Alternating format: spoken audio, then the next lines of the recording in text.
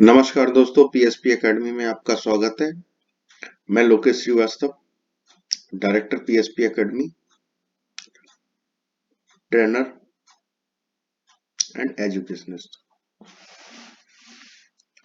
मैं खुद सीएचए भी हूँ, तो इस वजह से मुझे पता है कि कस्टम क्लियरेंस का प्रोसीजर, आपके रूल्स रेगुलेशंस किस तरह से यूज होते हैं, कहाँ यूज होते हैं, तो उसका एडवांटेज हमारे स्टूडेंट्स को मिलता है।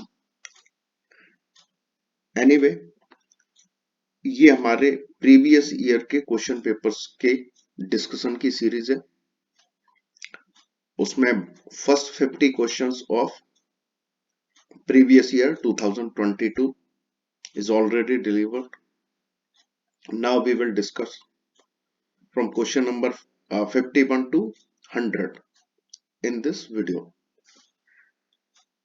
दोस्तों, ये जो हम पेपर डिस्कस कर रहे हैं उसके बारे में जब हुआ था, जब ये एग्जाम कंडक्ट हुआ था, तब स्टूडेंट्स की को जो फीलिंग आई थी वो ये आई थी कि बड़ा टफ एग्जाम था। बट मैं आपको बता दूं कि ये टफ एग्जाम नहीं था, ये ट्रिकी एग्जाम था बेसिकली। तो उस एस्पेक्ट से अगर आप ये देखेंगे क्वेश्चन पेपर तो आपको इजी लगेगा। तो आइए स्टार्ट करते हैं।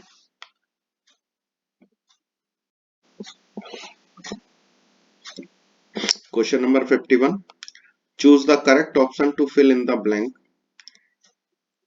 As per regulation 8 of custom broker licensing regulation 2018, before granting the license the successful applicant has to enter into a bond and furnish a bank guarantee for an amount of dash dash for carrying out the business as a custom broker। जब आप licence लेते हो तो regulation 8 में एक bond देते हो, bond submit करते हो और उसके साथ एक बैंक गारंटी देते हो। तो जो बॉन्ड देते हो वो फॉर्म डी में देते हो, उसके साथ बैंक गारंटी जो देते हो वो 5 लाख रुपीस की देते हो। क्वेश्चन ये पूछता है कितने लाख रुपए की बैंक गारंटी आप देते हो। Options are 2 lakhs, 10 lakhs, 5 lakhs, 20 lakhs। So your correct answer is third, 5 lakh rupees. Next, question number 52. The custom value under residual method is determined on the basis of data available in। देखिए, value जो residual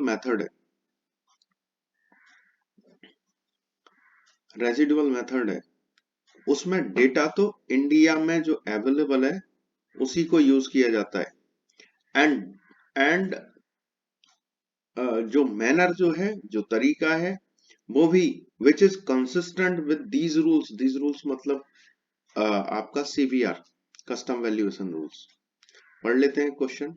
the custom value under residual method is determined on the basis of data available इन।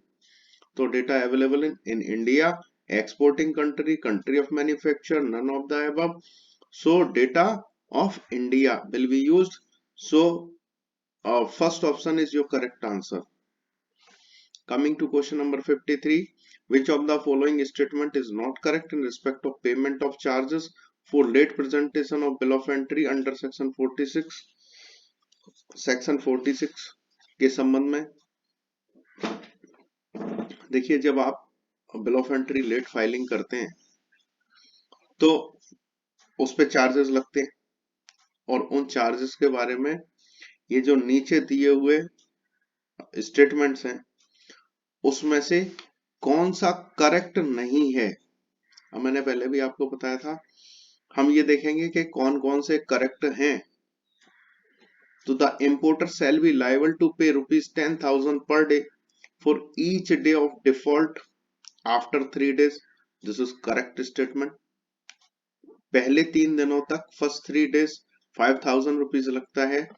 उसके बाद जितने भी days हैं सबके लिए 10,000 rupees per day लगता है। तो this is a correct statement. Then the charges can not be waived off. Charges can be waived off अगर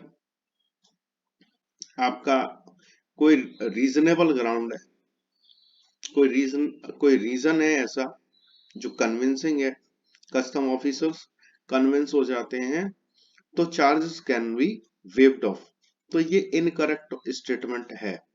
और आगे देखते हैं और कोई इनकरेक्ट स्टेटमेंट है क्या। The importer shall be liable to pay ₹5,000 per day for the initial 3 days of default. पहले 3 दिन तक 5,000 पर डे देगा, तो ये हम डिस्कस कर चुके हैं, this is correct statement. Then fourth is the maximum charges payable by an importer shall not exceed the duty payable. जितनी ड्यूटी बनती है उससे ज्यादा आपको लेट प्रेजेंटेशन चार्जेस देने की आवश्यकता नहीं है, ये मैक्सिमम लिमिट है। तो this is also a correct statement. So your correct answer is second, the charges can not be waived of. इसमें एक स्टेटमेंट अगर और मिला दें कि जहां ड्यूटी 0 हो जाती है वहां मैक्सिमम आप पे लेट प्रेजेंटेशन चार्जेस 50,000 लगेंगे, तो ये करेक्ट आपका पूरी जो लेट प्रेजेंटेशन चार्जेस से रिलेटेड जो प्रोविजंस हैं वो कंप्लीट हो जाते हैं। Question number 54, the remission of duties and taxes in RoDTEP scheme are given as. किस तरीके से remission of duties and taxes दिए जाते हैं in RoDTEP scheme. Cash and is credited into cash ledger, cash के रूप में दिए जाते हैं। देखिए जो स्कीम में बेनिफिट जो मिलता है वो क्रेडिट स्क्रिप्ट के रूप में मिलता है, तो कैश के रूप में नहीं मिलता। Option first is incorrect. Non transferable duty credit, duty credit के रूप में तो मिलता है पर वो ट्रांसफरेबल होता है, ये भी इनकरेक्ट है। Third, transferable duty credit, this is the correct option and correct answer. Then fourth, none of the above, so your correct answer is transferable duty credit. Next, if a show cause notice is not given within the prescribed period to a person from whose custody the goods are seized, then देखिए क्या है कि with in 6 months proper officer को अगर कोई scissor हुआ है तो एक नोटिस देना पड़ता है अंडर सेक्शन 124। अगर वो टाइम में विद इन 6 months नोटिस नहीं दे पाता है प्रॉपर ऑफिसर और टाइम को एक्सटेंड भी नहीं करवाता है, तो जो माल है वो वापस हो जाता है उसी व्यक्ति को जिसके जिसके यहां से या जिसके पोजीशन से वो सीज हुआ था। The goods are confiscated, goods confiscate हो जाएगा, नहीं होगा। द गुड्स आर ऑक्शन्ड, नहीं होगा। The goods are return to person, yes this is your correct answer. The goods are disposed of, no. जब तक कॉन्फिस्केशन नहीं होगा तब तक डिस्पोजल की का सवाल नहीं उठता। तो your correct answer is the goods are return to the person. Coming to question number 56, which of the following statement is not true under the Drugs and Cosmetics Act 1940 as amended? A drug shall be deemed to be misbranded if। देखिए इसमें दो बातों पे ध्यान देने की जरूरत है। ड्रग्स एंड कॉस्मेटिक्स एक्ट की बात करता है 1940 का जो एक्ट है, और ड्रग्स और कॉस्मेटिक्स वो दोनों चीजों को कवर करता है, कॉस्मेटिक्स को भी ड्रग्स को भी। अब ये इसके ऑप्शंस जो हैं मिस ब्रांडेड से रिलेटेड है। मिस ब्रांडेड कब माना जाएगा ड्रग्स को, तो it is not labelled in the prescribed manner, अगर प्रिस्क्राइब्ड मैनर में लेबल्ड नहीं है तब माना जाएगा। या two, it contains a colour which is not prescribed, ऐसा कलर मिक्स कर दिया जो प्रिस्क्राइब्ड नहीं है तब मिस ब्रांडेड माना जाएगा। या third, if any substance has been mixed therewith so as to reduce its quality or strength, कोई ऐसा सब्सटेंस उसमें मिक्स कर दिया जाए जिससे उसकी क्वालिटी और स्ट्रेंथ कम हो जाए। फोर्थ कहता है नन ऑफ द अबव। अब जहां ड्रग्स और कॉस्मेटिक्स एक्ट की बात आती है, ड्रग के संबंध में जो जो रूल है वो सेक्शन 17 है। 17 जो कहता है वो ये कहता है, a drug is considered misbranded if it claims to be more therapeutic value than it actually is. Drug को कब माना जाएगा मिसब्रांडेड, जब वो क्लेम तो करता है हम ये भी ठीक कर देंगे वो भी ठीक कर देंगे, और एक्चुअली में नहीं कर पाता है, तब वो मिस ब्रांडेड। और कॉस्मेटिक्स जो है उसको कब माना जाएगा? तो इसके लिए सेक्शन 18 है उसी का, ड्रग्स एंड कॉस्मेटिक्स एक्ट का। वो कहता है not of a standard quality, adulterated और spurious something mixed with it. तो ये जो क्वेश्चन है, ये क्वेश्चन बेसिकली है कॉस्मेटिक्स के लिए। और अगर इन अदर वर्ड्स अगर आप समझना चाहो तो ये क्वेश्चन एक्चुअली में अच्छे से फॉर्म नहीं किया गया है।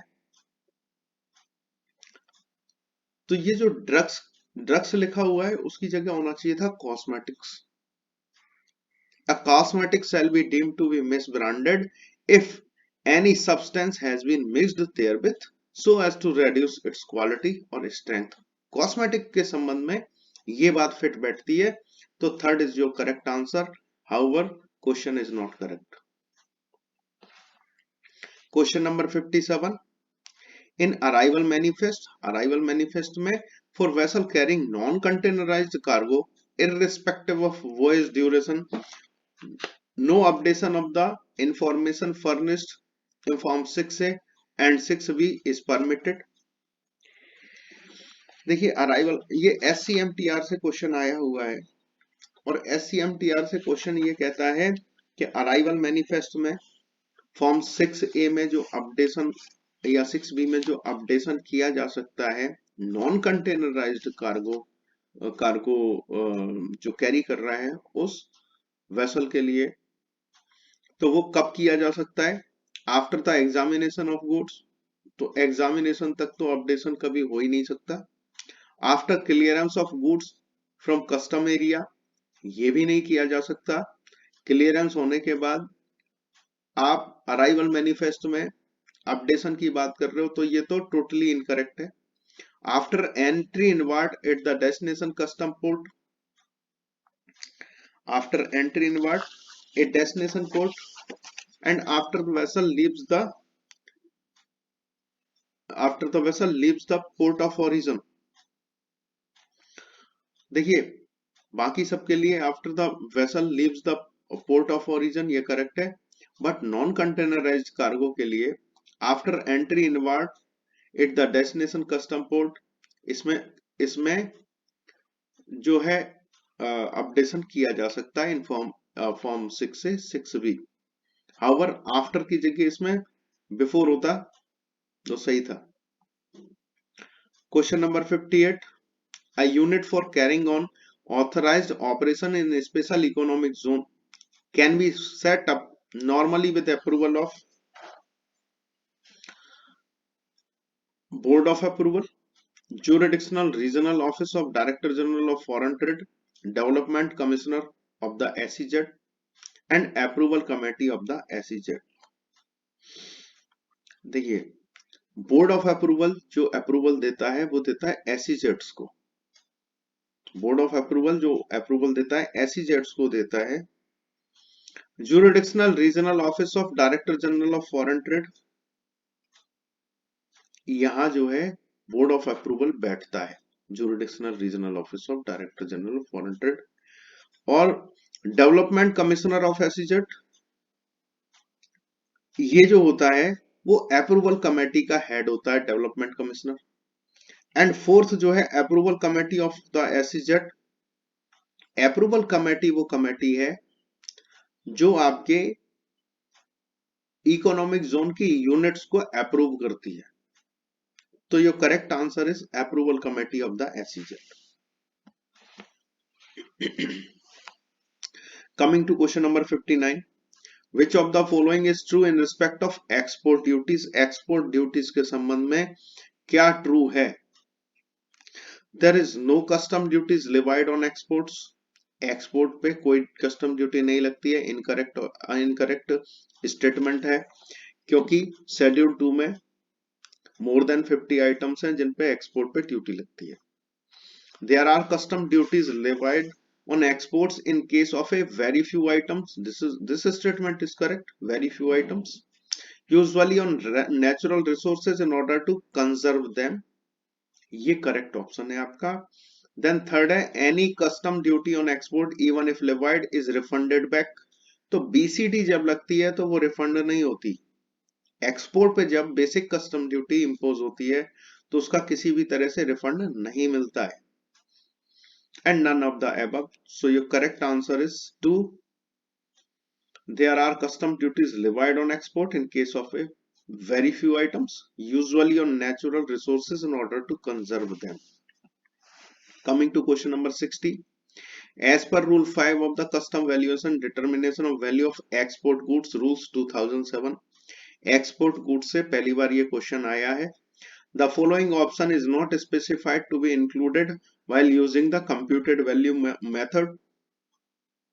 Computed value method के लिए कौन सा ऑप्शन यूज नहीं होगा? देखिए कंप्यूटेड वैल्यू मेथड में कौन कौन से कंपोनेंट ऐड किए जाएंगे, कौन सा कंपोनेंट छोड़ दिया जाएगा, इसके बारे में बात करता है. कॉस्ट ऑफ प्रोडक्शन, मैन्युफैक्चर और प्रोसेसिंग ऑफ एक्सपोर्ट गुड्स. तो यहां जो पूछ रहा है is not specified to be included. कौन सा आइटम नहीं ऐड होगा? तो कॉस्ट ऑफ प्रोडक्शन, मैन्युफैक्चर और processing of export goods add होगी. An amount towards profit. अब जो व्यक्ति एक्सपोर्ट करेगा, माल मैन्युफैक्चर करेगा, वो प्रॉफिट तो कमाएगा, तो प्रॉफिट भी ऐड होगा. Cost of transportation and insurance. जब आप मैन्युफैक्चरिंग की बात कर रहे हो कि फैक्ट्री में ये आइटम कितने में बना होगा, उसमें ट्रांसपोर्टेशन एंड इंश्योरेंस कहीं से नहीं ऐड हो सकता. And charges if any for the design और ब्रांड. तो डिजाइनिंग करवाएगा, ब्रांडिंग करवाएगा, उसके चार्जेस तो ऐड करने पड़ेंगे. तो your correct answer is cost of transportation and insurance. Coming to question number 61, where an exemption is granted subject to any condition under subsection 1 of section 25 of the Customs Act. Such exemption is unless otherwise specified or varied or rescinded is valid up to. ये नया clause है जो add हुआ था last year. उसमें ये कहता है कि कोई कंडीशनल आपका एग्जम्पशन नोटिफिकेशन इश्यू हुआ है तो वो ज्यादा से ज्यादा 2 इयर्स तक वैलिड हो सकता है. और आफ्टर 2 इयर्स, मान लीजिए आज की डेट में कोई नोटिफिकेशन इश्यू हुआ है तो आफ्टर 2 इयर्स नेक्स्ट जो मार्च आएगी, अगले 2 सालों के बाद जो अगली 31 मार्च आएगी तब तक वैलिड रहेगा. ऑप्शंस पढ़ लेते हैं. 31 March falling immediately after 2 years from the date of such grant और वेरिएशन, ये करेक्ट ऑप्शन है आपका. Then second 31 March falling immediately after 3 years, चूंकि इसमें 3 इयर्स की बात करता है, इनकरेक्ट है. 31 March falling immediately after 1 year की बात करता है, इनकरेक्ट है. एंड फोर्थ कहता है none of the above. So option 1 is your correct answer. Coming to question number 62. An importer comes to know about duty short paid by him and pays the requisite duty with interest based on his own ascertainment before service of any notice under section 28(1). Statement A कहता है 28(1) A of custom act. Which of the following statement is correct? इनमें से कौन सा statement correct है? First कहता है no notice is required to be serve to the importer by proper officer. Proper officer कोई भी नोटिस सर्व नहीं करेगा. 2 कहता है notice is required to be serve by the proper officer for appropriating the duty amount and levy of penalty. Notice दिया जाएगा appropriation के लिए. देन थर्ड कहता है notice is required to be issued for imposing the requisite penalty and none of the above. देखिए 28(1) में जहां fraudulent कोई काम नहीं हुआ है जेन्युइन मिस्टेक की वजह से कोई ड्यूटी शॉर्ट पेड है या नॉट पेड है, और जैसे ही इंपोर्टर को पता लगा कि कम ड्यूटी का पेमेंट हुआ है, उसने वॉलंटरली खुद ही कैलकुलेट करके ड्यूटी डिपॉजिट कर दी। तो प्रॉपर ऑफिसर जो है कोई नोटिस सर्व नहीं करेगा, वो केस जो है वहीं कंप्लीट माना जाएगा, फिर उसमें कोई प्रोसीडिंग नहीं चलेगी। तो your option 1, no notice is required to be serve to the importer by proper officer, is your correct answer. Coming to question number 63, the goods destined to Sri Lanka have inadvertently been imported at Nhava Sheva। Destination जो था श्रीलंका था और गलती से कहा गया, नावा शेवा आ गया, नावा शेवा port. Who can permit the री एक्सपोर्ट ऑफ सच गुड्स, कौन परमिशन देगा री एक्सपोर्ट की। अब गलत आ गया है तो उसको ठीक करना पड़ेगा। नावा शेवा आया है, भेजना तो श्रीलंका था, तो श्रीलंका जाएगा माल, कैसे जाएगा, कौन देगा परमिशन। ऑप्शन 1 कहता है ओनली कमिश्नर, सेकंड कहता है सुपरिटेंडेंट अप्रेजर, थर्ड कहता है the applicable adjudicating authority, and fourth कहता है the proper officer for assessment of the above. तो देखिए, proper officer for assessment of the above, assessment तो इस केस में हो गई नहीं, क्योंकि ये मामला है ट्रांसशिपमेंट का, है ना, तो असेसमेंट की जरूरत है नहीं। अब सुपरिटेंडेंट अप्रेजर या कमिश्नर इसमें परमिशन नहीं देंगे, उसी केस में देंगे जब माल की वैल्यू कम होगी, उनके एडजुडिकेटिंग अथॉरिटी में आ रहा होगा, इस माल का होगा एडजुडिकेशन, इस पे लगेगी फाइन पेनल्टी, देन आफ्टर इसको री एक्सपोर्ट की परमिशन मिलेगी। तो इसमें जो परमिशन देगा वो एप्लीकेबल एडजुडिकेटिंग अथॉरिटी देगी। Option 3 is your correct answer. Coming to question number 64, which of the following statement is true as per FTDR Act? Foreign trade development regulation जो है, एक्ट जो है, उसके अनुसार विच of the following statement is true, नीचे निम्नलिखित में से क्या करेक्ट है। IC number is necessary for import export of services और टेक्नोलॉजी। देखिए, जहां तक माल की बात है तो माल के इंपोर्ट एक्सपोर्ट के लिए आपको आईसी कंपलसरी है, बट जहां आप सर्विसेज की बात करते हो, मान लो आप हॉलिडे पैकेजेस बेचते हो, सेल आउट करते हो, उसके लिए आईसी की जरूरत है नहीं। पर जहां आपको एक्सपोर्ट प्रमोशन स्कीम का बेनिफिट लेना हो, किसी जो सर्विसेज के लिए होता हो, उस केस में आपको आईसी लेना पड़ेगा, और उस आईसी के थ्रू ही आप डीजीएफटी में क्लेम करोगे, क्योंकि डीजीएफटी के रजिस्ट्रेशन को ही आईसी कहते हैं।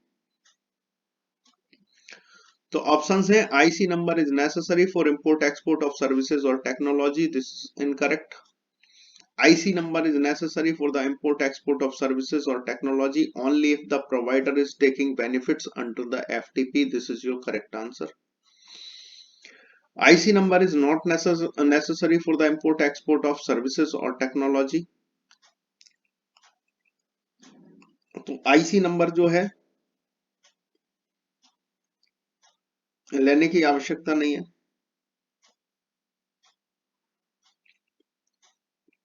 आईसी नंबर लेने की आवश्यकता नहीं है, आवश्यकता कब है, जब आपको बेनिफिट लेना हो।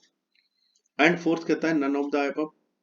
एक मैंने प्रिंसिपल बताया था आपको, ऑब्जेक्ट टाइप के क्वेश्चंस को एड्रेस करने के लिए, हल करने के लिए, सॉल्व करने के लिए प्रिंसिपल ये था कि जो ऑप्शन, मान लीजिए 2 ऑप्शंस आपको करेक्ट लग रहे हैं, उनमें से जो ज्यादा सही लग रहा हो उसको अटेम्प्ट कीजिए।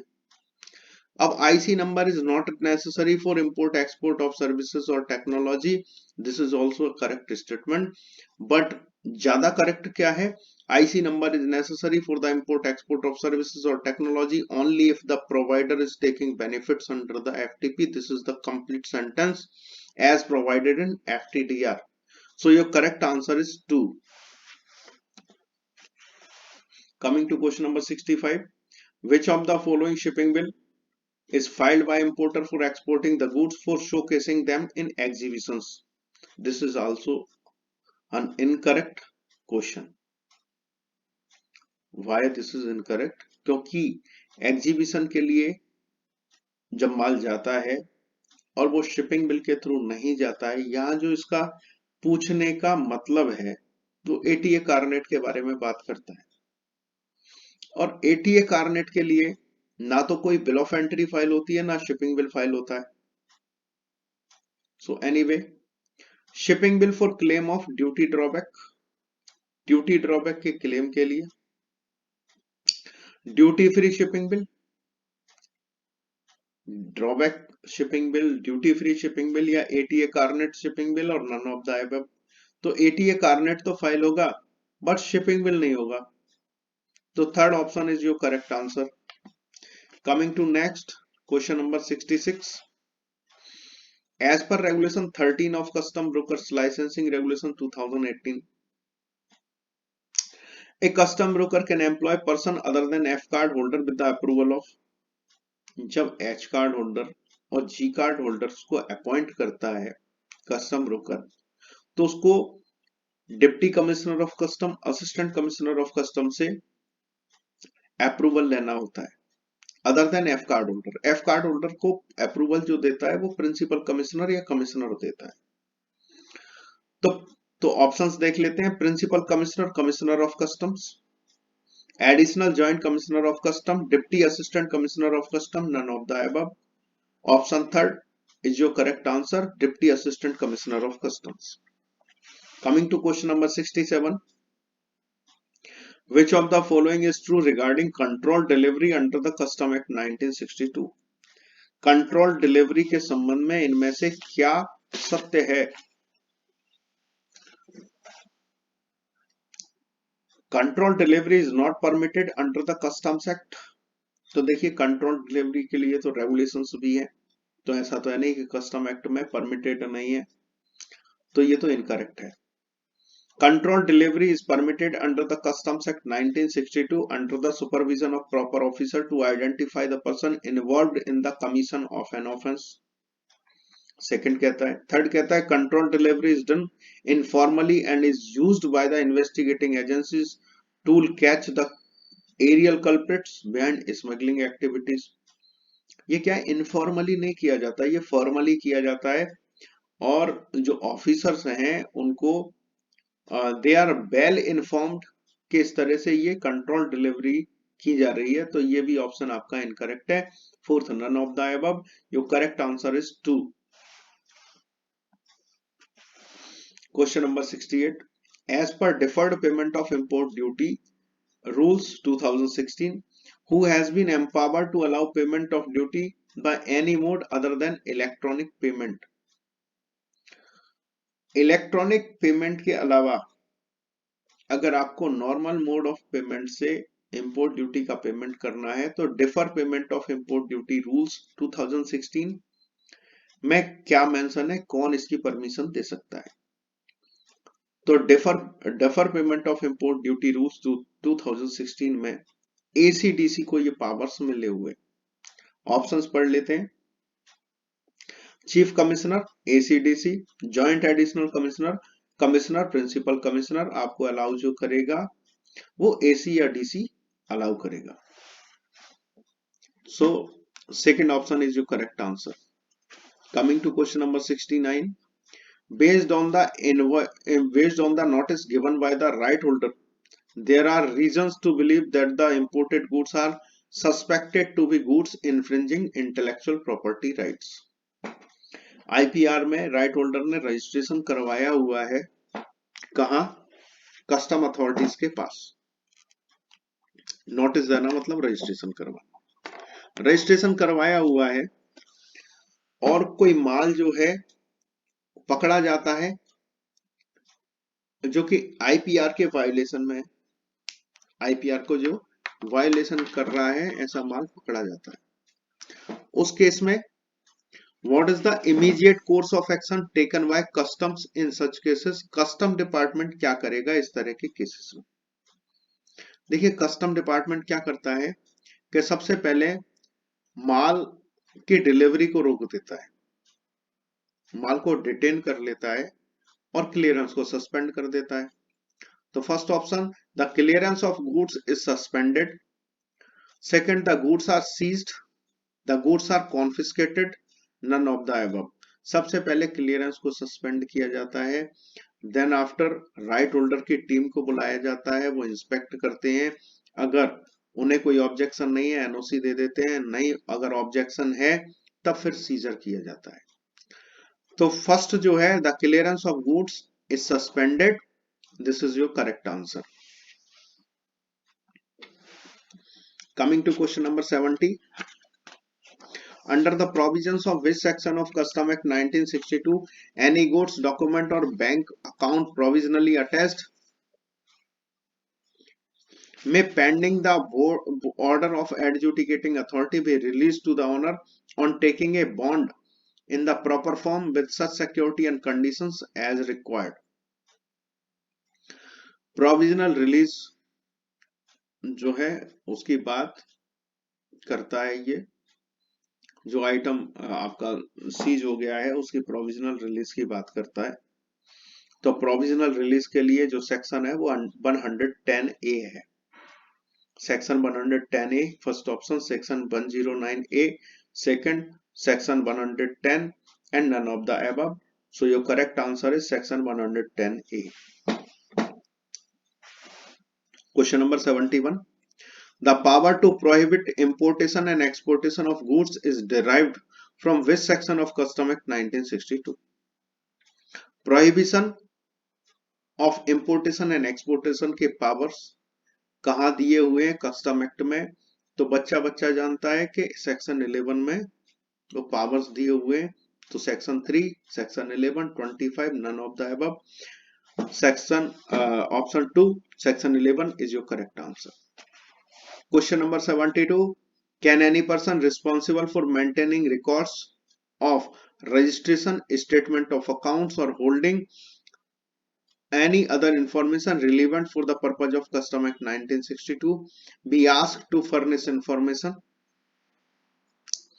कोई व्यक्ति है जिसकी रिस्पॉन्सिबिलिटी है कि वो रिकॉर्ड्स को मेंटेन करे, रजिस्ट्रेशन के रिकॉर्ड को, स्टेटमेंट को, अकाउंट्स को,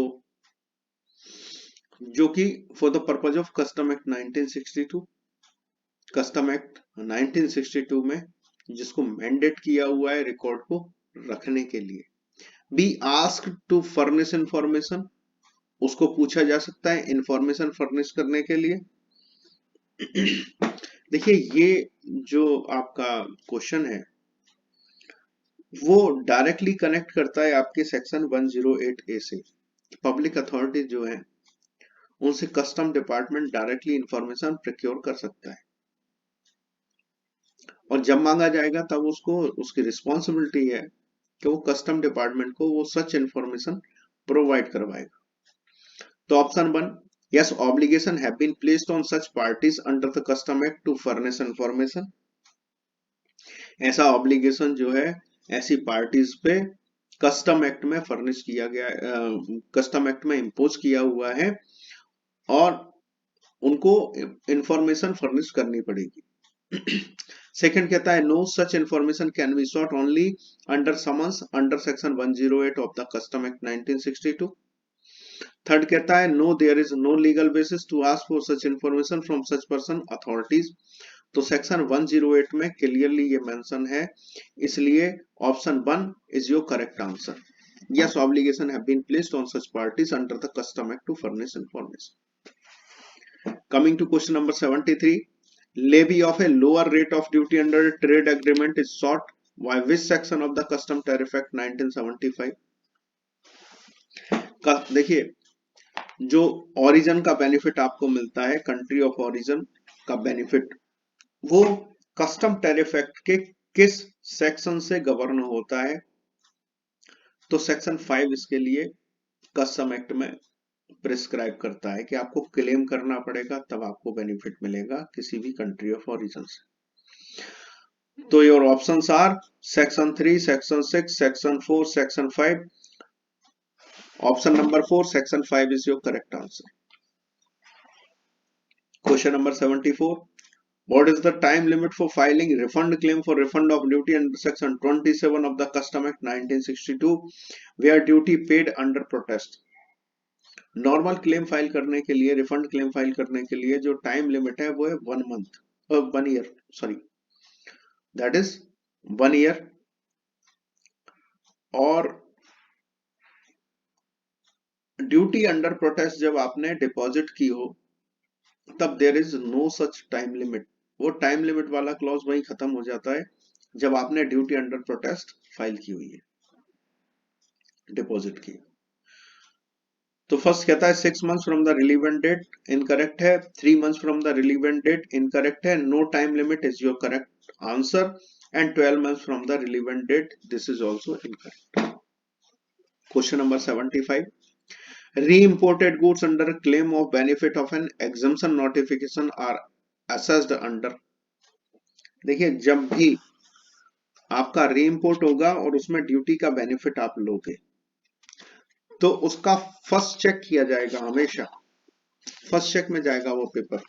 और अभी अंडर फेसलेस असेसमेंट ये प्रिस्क्राइब किया हुआ है, कुछ सर्टेन केसेस में पहले फर्स्ट चेक होगा, उसके बाद अप्रेजमेंट में पेपर जाएगा। तो पढ़ लेते हैं। Option 1, second check unless requested for the first check by the importer. इसमें कहता है कि इंपोर्टर फर्स्ट चेक रिक्वेस्ट करेगा, तो ऐसा नहीं है। Paper automatically if you are claiming any benefit तो वो फर्स्ट चेक में जाएगा ही जाएगा, अपने आप जाएगा जब आप री इम्पोर्ट में पेपर फाइल करोगे तो। 2 कहता है सेकंड चेक, सेकंड चेक में नहीं जाता। थर्ड कहता है फर्स्ट चेक और check as per the option of the importer.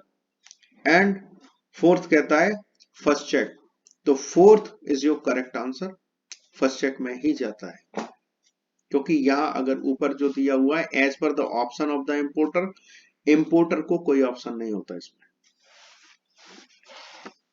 हमेशा फर्स्ट चेक में ही जाएगा।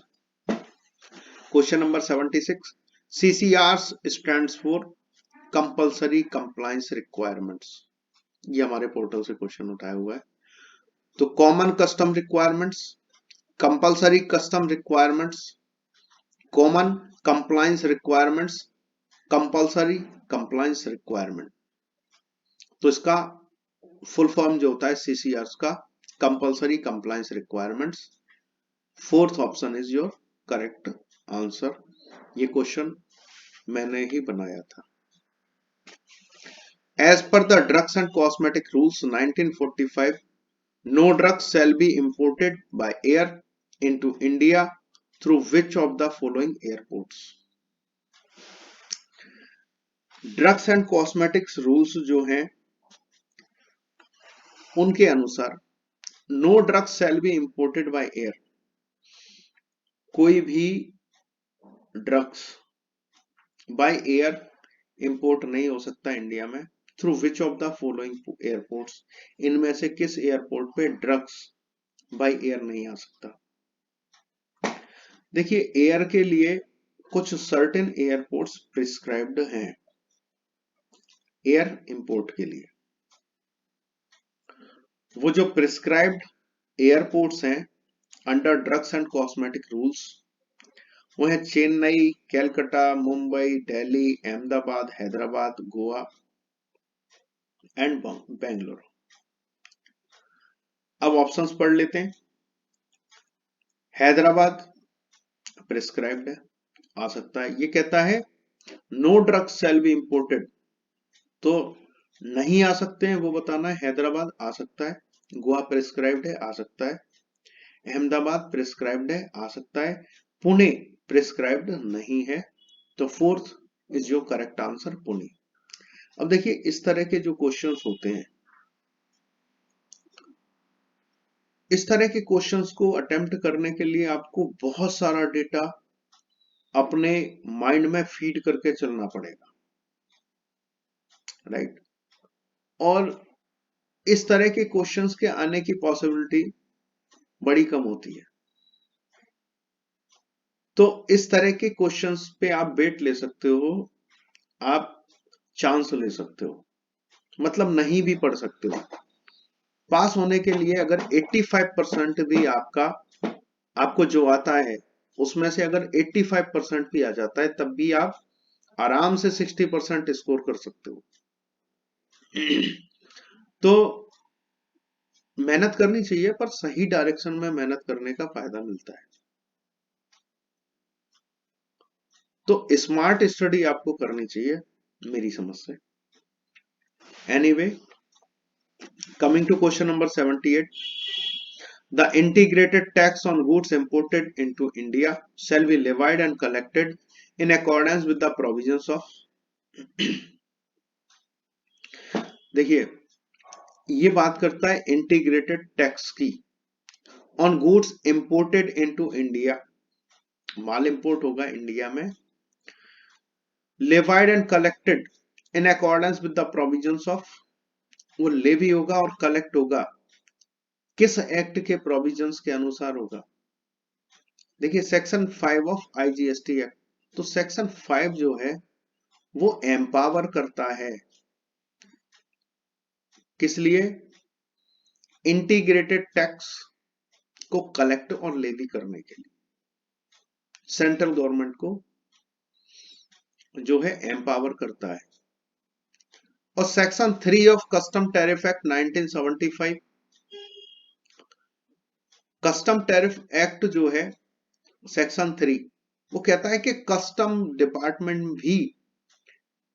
डिपार्टमेंट कलेक्ट करेगा ड्यूटी। तो लेवी जो होगी वो तो होगी सेक्शन 5 के अनुसार। यहां दोनों दोनों की बातें करता है, लिवाइड एंड कलेक्टेड। तो कलेक्ट कौन करेगा, कस्टम। लेवी कहां हुई है, आईजीएसटी एक्ट में। तो इसका जो जो एक्चुअली में लेवी हुई है आईजीएसटी, वो आईजीएसटी लेवी हुई है सेक्शन 5 में, ठीक है। In accordance with the provisions of section 5 of IGST act 2017 IGST act. तो section 5 of IGST act is जो करेक्ट आंसर। हाउएवर, इसमें जो इनको करना चाहिए था इस क्वेश्चन में, वो ये कि ए एंड बी बोथ हो जाना चाहिए था फोर्थ नंबर, और फोर्थ नंबर करेक्ट आंसर होता। क्या है कि कस्टम डिपार्टमेंट जो कलेक्ट करता है वो करता है on the strength of section 3 of custom tariff act. तो कस्टम डिपार्टमेंट कब करेगा, सेक्शन 3 जब अप्लाई होगा।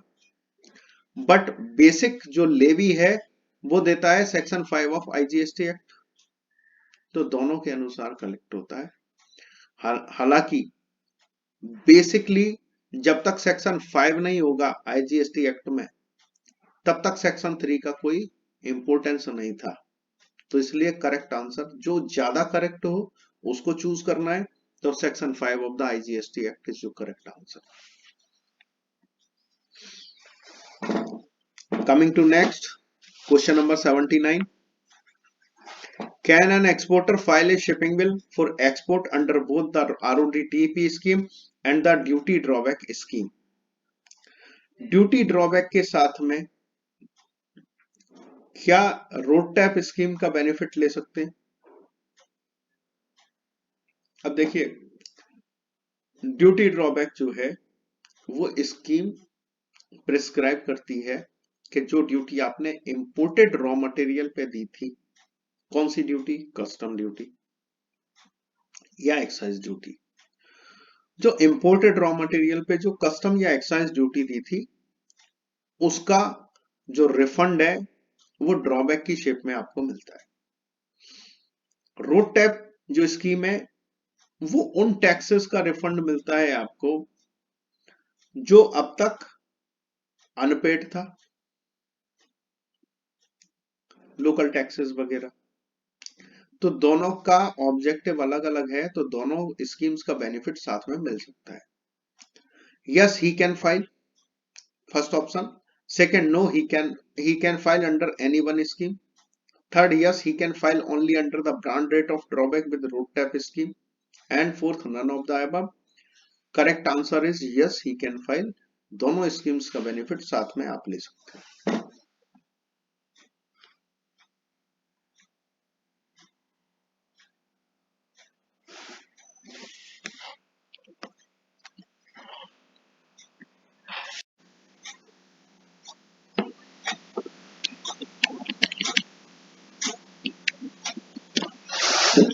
Question number 80, next question.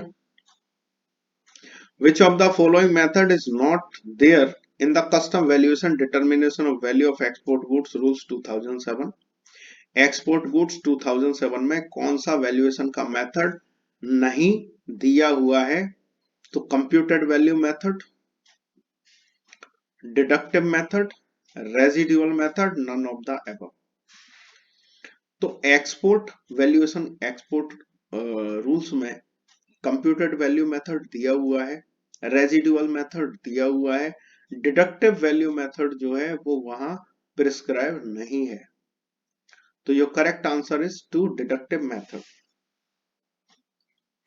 Coming to question number 81, under the provisions of which section of Custom Act 1962 the award of confiscation or penalty by custom officers not to interfere with other punishments? Confiscation, the award of confiscation or penalty by custom officer not to interfere with other punishments, किस section में ये कहा जाता है कि penalty custom officer अगर लगा दें, कॉन्फिस्केट कर दें आपका माल, तब भी दूसरे जो आपको ऑफेंस के लिए जो पनिशमेंट्स मिलने चाहिए वो आपको मिलेंगे। कौन सा सेक्शन कहता है? तो ये जो सेक्शन है वो है सेक्शन 127, जिसमें एग्जैक्टली यही लैंग्वेज मेंशन्ड है। Section 121, section 125, section 127, none of these. तो डायरेक्टली सेक्शन से क्वेश्चन पूछा गया है, section 127 is your correct answer. Coming to next question number 82, an importer has imported goods on C and F terms, cost and freight की terms पे importer ने माल को इंपोर्ट किया। The transaction value declared is 12,000, C and F cost and freight के साथ 12,000 transaction value है। Insurance amount not available, insurance amount का पता नहीं है। How much insurance should be taken for calculating the assessable value, कितना insurance लगेगा? तो जहां इंश्योरेंस नहीं मेंशन है वहां कॉस्ट एंड फ्रेट का 1.125% ले लिया जाएगा। कॉस्ट एंड फ्रेट का क्यों लिया जाएगा? क्योंकि only cost is not mentioned here. जहां आपको सिर्फ कॉस्ट नहीं पता हो, उसके साथ इंक्लूजन में फ्रेट भी दिया हुआ हो, तो दोनों का 1.125% निकाल लिया जाता है। तो first option 1.125% of 12,000, second 1.125% of 10,000, nil as insurance not done, and fourth none of the above. Insurance हमेशा किया जाता है किसी भी शिपमेंट का, तो insurance will always be there, इसमें मेंशन नहीं है। तो correct answer is 1.125% of 12,000। Coming to question number 83, the validity period of the no objection certificate permitted the import of food within which the imported article of food have to be taken out by the importer from custom area under the Food Safety and Standard Import Regulation 2017 as amended shall be from the date of receipt of such NOC। कितने दिनों के, कितने दिवस के अंदर, कितने दिनों के अंदर आपको इंपोर्टेड फूड मटेरियल का क्लियरेंस कर लेना होता है? मतलब कुल मिला के एनओसी एक बार मिली अगर food safety and standard authority of India से, तो वो उसकी वैलिडिटी क्या होती है? एनओसी की। तो उस एनओसी की वैलिडिटी जो होती है वो 30 डेज होती है, 1 मंथ। 45 डेज कहता है option 1, second option 21 days, third option 30 days, and fourth option 15 days. 30 days is your correct answer. Coming to next question number 84, To which category of goods the provisions of chapter 8 of the Custom Act 1962 regarding goods in transit apply? Which category of goods, किस माल के संबंध में transit के provisions लागू नहीं होंगे? First option is baggage, second option is goods imported by post, and third option is stores, and fourth option is none of these. तो आपका जो सेक्शन 52 जो है वो कहता है baggage goods imported by post and stores पे ये लागू नहीं होंगे, तो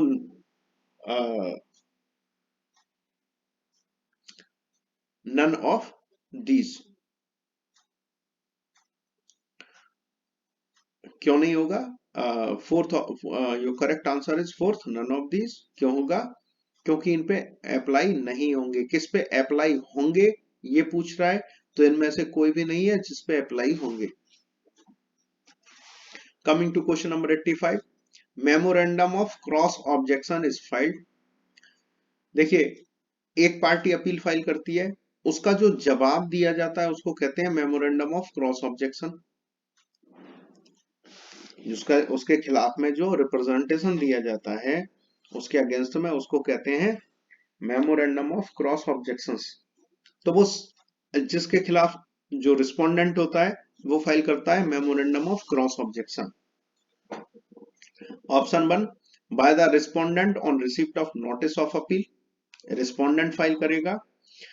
bye the adjudicating authority on receipt of notice of appeal, तो एडजुडिकेटिंग अथॉरिटी भी हो सकती है उसमें, बट ये नहीं भी हो सकती है, रिस्पोंडेंट दूसरी पार्टी भी हो सकती है क्योंकि डिपार्टमेंट भी अपील में जाता है। Third, by the aggrieved party on receipt of the notice of appeal, aggrieved party ने तो अपील फाइल की हुई है तो उसको memorandum of cross objection file करने की जरूरत है नहीं। By the department on receipt of notice of appeal, तो डिपार्टमेंट भी हो सकता है या दूसरी पार्टी भी हो सकती है, तो ये भी इनकरेक्ट है। तो first option by the respondent on receipt of notice of appeal is your correct answer. Coming to question number 86, bolts and quarter pins which are part of a four-wheeler motor car and having a specific part number in the parts category of manufacturer will be classified in, options are chapter 87, chapter 86, chapter 73। देखिए, जहां तक मेरी understanding है इस चीज को लेके और जो रूल्स रेगुलेशंस मुझे समझ में आते हैं उसके बेसिस पे तो ये जो क्लासिफिकेशन होना चाहिए वो चैप्टर 87 में जाना चाहिए। क्या है कि किसी एक स्पेसिफिक मशीनरी के लिए जब आप कोई पार्ट, या भले वो नट बोल्ट हो, क्वार्टर पिंस हो, उसमें अगर पार्ट नंबर है, पार्ट नंबर प्रिंटेड है और वो स्पेसिफिकली उसी मशीनरी के लिए डिजाइन किया हुआ है और किसी मशीनरी में फिट नहीं बैठता है, तो वो उस मशीनरी के साथ ही क्लासिफाई होगा। अब यहाँ फोर व्हीलर के बोल्ट्स और क्वार्टर पिंस की बात की जा रही है। फोर व्हीलर में यूज होगा, अगर यहाँ मोटर फोर व्हीलर नहीं लिखा होता, मोटर कार नहीं लिखा होता और सिर्फ बोल्ट्स एंड क्वार्टर पिंस लिखा होता तो चैप्टर 73 का आइटम होता। बट जहां स्पेसिफिकली मेंशन है कि चैप्टर ये फोर व्हीलर के लिए है और उसमें part number, specific part number भी मेंशन है, तो मेरी समझ से तो चैप्टर 87 में जाना चाहिए, राइट। पर नासिन का जो जवाब है, नासिन जो इसको इसमें करेक्ट आंसर जो बताता है वो चैप्टर 73 बताता है, जो कि इनकरेक्ट है मेरे अनुसार। मेरे हिसाब से चैप्टर 87 में जाना चाहिए और नासिन के आंसर के बेसिस पे चैप्टर 73 इसका correct answer. Question number 87, drone is classifiable under which of the following chapter. Drones को कहां क्लासिफाई करोगे? चैप्टर 87 में, मोटर व्हीकल्स में नहीं जाएगा, चैप्टर 85 में नहीं जाएगा, चैप्टर 88 में जाएगा जिसमें आपका एयरक्राफ्ट, एरोप्लेन्स वगैरह क्लासिफाई होते हैं, उनके साथ ही ड्रोन्स भी क्लासिफाई होता है। चैप्टर 90 में भी नहीं जाएगा। तो इसका करेक्ट आंसर जो है chapter 88। What if the importer does not clear the imported goods within specified time? Specified time में अगर importer goods का clearance नहीं करता है, specified time जो है वो 30 days है, और अगर goods का clearance नहीं करता है तो उस गुड्स का ऑक्शन कर दिया जाएगा। कौन करेगा? कस्टोडियन करेगा। किसकी परमिशन से? प्रॉपर ऑफिसर की परमिशन से। ऑप्शंस देख लेते हैं। कस्टम्स में auction the goods if the same remain uncleared for 30 days, custom auction नहीं करेगा। कस्टोडियन में auction the goods after notice to importer and permission from customs if the same are not cleared for 30 days, this is your correct answer. And customs में confiscate the goods if the same remain uncleared for 30 days, तो custom कभी भी custom confiscate कर सकता है, पर इसमें जो ऑप्शन मिला हुआ है सेक्शन 48 जो कहता है तो कस्टोडियन की बात करता है, और कॉन्फिस्केट सिर्फ ऑफेंडिंग गुड्स को कस्टम डिपार्टमेंट करता है, अदरवाइज कस्टोडियन उसको हैंडल करता है।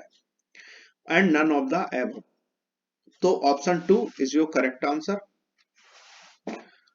Question number 89, if any imported goods have been damaged or had deteriorated at any time before or during the unloading of the goods in India, imported goods है, damage हो जाता है, deteriorate हो जाता है किसी भी समय, एट एनी टाइम, बिफोर और during the unloading of goods in India, unloading के टाइम पे, उसके पहले भी।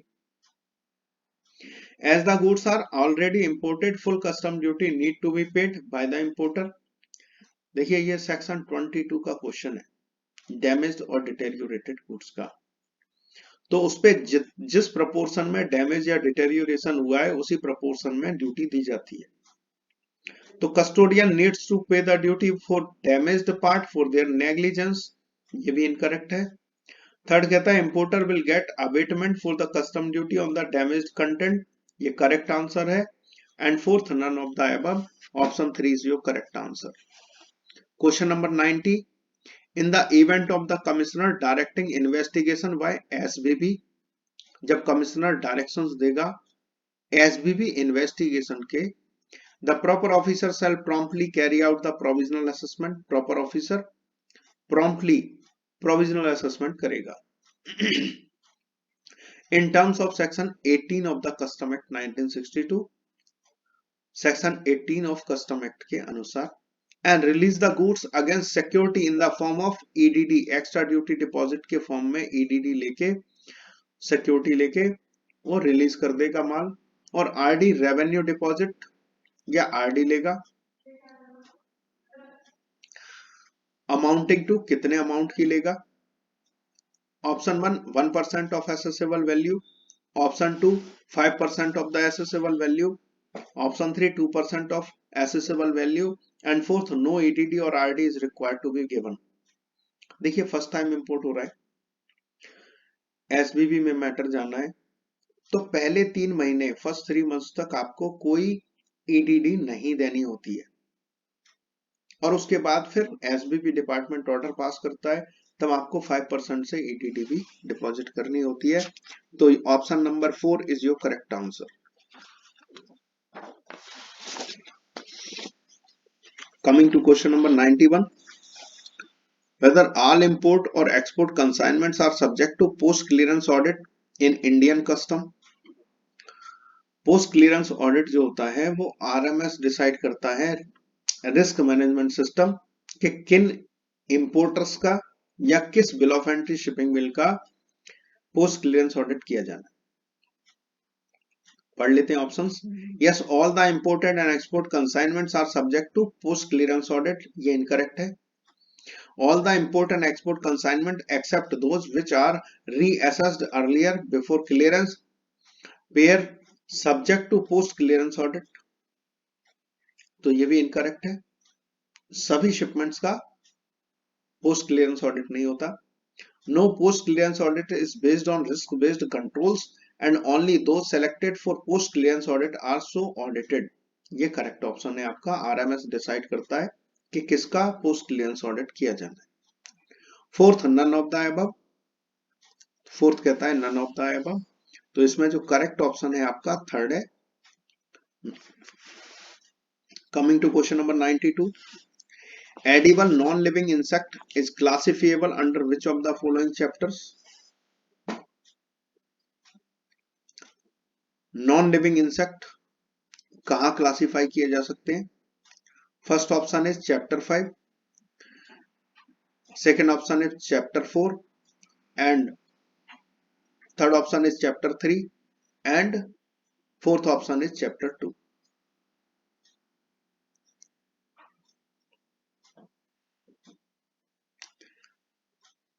अब इसमें जो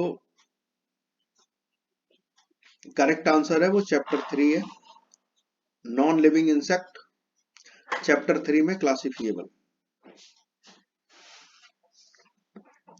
coming to question number 93, while applying rule 5 of custom valuation determination of price of imported goods rules 2007, if more than one transaction value of similar goods is found, then which value shall be taken to determine the value of imported goods? CBR कहता है कि lowest of such value shall be considered. Options are first is lowest, second is average, third is highest, fourth is none of the above. Option 1 lowest value is your correct answer. Coming to question number 94, as per rule 10 of custom valuation determination of price of imported goods rules 2007, which of the following is not to be added in transaction value? इनमें से क्या transaction value में नहीं add होगा rule 10 के अनुसार? Buying commission, देखिए buying commission के लिए सीबीआर जो है वो स्पेसिफिकली कहता है कि buying commission shall not be added, तो बाइंग कमीशन ऐड नहीं होगा। ब्रोकरेज के बारे में कहता है कि ऐड होगा, cost of packing, packing material add होगा, रॉयल्टी ऐड होगी, तो royalty related to the imported goods which is payable as a condition of sale of goods, ये सब कुछ ऐड होगा, सिर्फ बाइंग कमीशन ऐड नहीं होगा, तो option 1 is your correct answer. Question number 95, as per the legal metrology packaged commodity rules 2011 as amended, which of the following need to be mandatorily declared on the package of imported food items? metrology packaged commodity rules 2011 के अनुसार इनमें से कौन सी detail mandatory नहीं है packet पे declare करने में? नहीं है को ध्यान में रखिएगा, name of the country of origin, manufacturer की डिटेल्स होनी चाहिए, बेस्ट बिफोर और use by the date, month and last year and year, तो बेस्ट बिफोर भी आपके मेंशन होना चाहिए पैकेज पे, name and address of the manufacturer, manufacturer का नाम और एड्रेस, तो कंट्री ऑफ ओरिजिन और मैन्युफैक्चरर का नाम मैंडेटरी है, डेट मैंडेटरी है, डेट वैसे मंथ और ईयर मैंडेटरी है, पर सर्टेन आइटम्स जो हैं जिनकी सेल्फ लाइफ कम होती है उस पर डेट देनी होती है। एंड फोर्थ बार कोड और क्यूआर कोड, तो बार कोड मैंडेटरी नहीं है as according to legal metrology package commodity rules 2011, so your correct answer is 4 bar code और QR code. Question number 96, which of the following is correct in respect of the authorized officer for clearance of import of food products under Food Safety Standard Act 2006? Authorised officer जो हैं जिनको food safety act में authorised officer बनाया हुआ है उसके संबंध में नीचे लिखे में से क्या करेक्ट है? FSSAI has notified authorized officers at points of entries for food, देखिए स्पेसिफिक पोर्ट्स होते हैं जहां फूड आइटम्स इंपोर्ट किए जा सकते हैं, जिस तरह से ड्रग का था उसी तरह से फूड का भी, तो जहां जहां जिन जिन एंट्री पॉइंट्स पे जो है फूड इंपोर्ट हो सकता है वहां FSSAI ने अपने ऑफिसर्स बिठाए हुए हैं, ये कहता है, तो डेफिनेटली फसई ने पॉइंट ऑफ एंट्रीज पे अपने ऑफिसर्स को अपॉइंट किया। Second, the custom officers have been notified as the authorised officer at point of entries for food. ऐसा नहीं है, फूड जहां फूड ऑफिसर्स अवेलेबल नहीं है वहां कस्टम ऑफिसर्स को ये एडिशनल चार्ज दिया हुआ है। तो ऐसा नहीं कि हर पोर्ट पे कस्टम ऑफिसर्स को फूड ऑफिसर्स बना दिया हुआ। थर्ड कहता है FSSAI has notified at some points of entries their officials and at some other the custom officials as authorised officer. This is your correct answer and none of the above fourth. तो option third is your correct answer. हालांकि ये जो question है इसकी relevancy कम है। इस तरह के क्वेश्चंस ये क्या है, ये प्रैक्टिकल एस्पेक्ट पे क्वेश्चन है। दूसरा, ये उसका आउटलुक है किसका, फसई का और गवर्नमेंट का, कि कैसे ऑफिसर्स को अपॉइंट करना है। तो इससे आपके एप्लीकेंट जो कैंडिडेट है, जो एस्पिरेंट है, एग्जाम में अपीयर हो रहा है, उसको ज्यादा मतलब नहीं होना चाहिए। तो इसलिए ये आपकी रिलीवेंस इस क्वेश्चन की कम है मेरी नजर में। Question number 97, provisional assessment of any bill of entry is governed by provisions of section of the Custom Act 1962. Provisional assessment of any bill of entry is governed by the provisions of section of the Custom Act. तो सभी को पता है provisional assessment section 18 में किया जाता है। तो ऑप्शंस आर 20, 19, 18, 17। तो 18 में आपका प्रोविजनल असेसमेंट होता है। Option third is your correct answer. Coming to question number 98, who is the proper officer to give out of charge for imported goods under section 47 of Custom Act 1962? Out of charge देने के लिए proper officer कौन है? तो out of charge जो देता है वो सुपरिटेंडेंट या अप्रेजर देता है। देखिए options, deputy assistant commissioner of custom and central excise, ACDC देते हैं, नहीं देते। Preventive officer, examination officer, inspector of customs and central excise. तो प्रिवेंटिव ऑफिसर या एग्जामिनर या इंस्पेक्टर जो है वो आउट ऑफ चार्ज, उनको पावर नहीं है देने की। Custodian of the imported goods, custodian को पावर नहीं है आउट ऑफ चार्ज देने का। And appraisal superintendent of customs and central excise, इन्हीं को पावर होता है आउट ऑफ चार्ज देने का। तो your fourth option is your correct answer. Question number 99, for the purpose of the custom valuation determination of value of export goods rules 2007, which of the following is not true with respect to the related person? related person के संबंध में क्या सही नहीं है? First option, they are employer and employee। देखिए CVR जो है वो रिलेटेड पर्सन को डिफाइन करता है रूल 2 में। यहां कहता है they are employer and employee, employer employee related person होते हैं। एनी पर्सन डायरेक्टली और इनडायरेक्टली ओन्स कंट्रोल और होल्ड्स एटलीस्ट 20% और more of the outstanding voting stock और shares of both of them. कोई व्यक्ति, वहां जो प्रोविजन है वो 5% की बात करता है, ये ऑप्शन जो है ये बात करता है 20% की, तो ये इनकरेक्ट है। Third, they are legally recognised partners in business, तो पार्टनर्स इन बिजनेस को रिलेटेड पर्सन माना जाता है। एंड दे आर ऑफिसर्स और directors of one another's business, एक दूसरे के बिजनेस में ऑफिसर या डायरेक्टर्स हैं तो वो भी रिलेटेड पार्टीज हैं। तो इसमें इनकरेक्ट जो स्टेटमेंट है वो है सेकंड, जिसमें 20% कहता है, जबकि यहां होना चाहिए था 5%। Question number 100, which of the following method is most appropriate for determining the customs value of old and used capital goods? used and old capital goods के लिए जो बेस्ट जजमेंट मेथड है वो है रेसिडुअल मेथड, जो कि इसका circular भी कहता है कि इनका जो वैल्यूएशन किया जाएगा और रेसिडुअल मेथड से किया जाएगा, क्योंकि और कोई वैल्यूएशन का मेथड इन पे अप्लाई हो नहीं सकता। फर्स्ट कहता है comparison of identical goods method, identical goods method से कंपैरिजन ये हो नहीं सकता, क्योंकि एक मशीन कितनी पुरानी है, दूसरी मशीन कितनी नई है, उस पर डिपेंड करता है।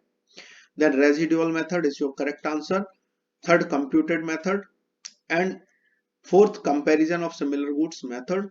तो इनमें से कोई भी मेथड काम नहीं करेगा, सिर्फ रेजिडुअल मेथड काम करेगा। तो इस तरह से हमने ये 50 क्वेश्चंस की जर्नी कंप्लीट की। Next 50 questions from question number 101 to 150 we will discuss in our next video. Till then, take care and thank you very much. Thank you.